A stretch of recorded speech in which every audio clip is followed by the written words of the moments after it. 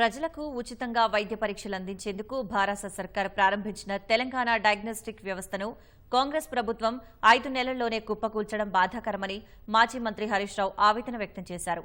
Diagnostic హబ్బులకు జబ్బు అంటూ పత్రికల్లో వచ్చిన కథనాలపై సామాజిక మాధ్యమం ఎక్స్లో స్పందించిన హరీష్, భారత ప్రభుత్వం రాష్ట్రంలో 36 డయాగ్నోస్టిక్ కేంద్రాలు ఏర్పాటు చేసినట్టు హరీష్ గుర్తు చేశారు. 134 రకాల వైద్య పరీక్షలు అందుబాటులోకి తేవడం ద్వారా వైద్య సేవల్లో తెలంగాణను దేశానికి ఆదర్శంగా మార్చినట్లు వివరించారు. సామాన్య ప్రజలకు ఆర్థిక భారం లేకుండా చేసి నాణ్యమైన వైద్య పరీక్షలను అందించిన డయాగ్నోస్టిక్ కేంద్రాలు కాంగ్రెస్ ప్రభుత్వంలో నిర్వహణ లోపంతో మూతపడే పరిస్థితికి వచ్చాయన్నారు. ప్రస్తుతం సిబ్బందికి 6 నెలలుగా వేతనాలు చెల్లించలేని దుస్థితి ఏర్పడిందని, ప్రజారోగ్యం పట్ల కాంగ్రెస్ ప్రభుత్వ నిర్లక్ష్య వైఖరికి ఇది నిదర్శనమని విమర్శించారు.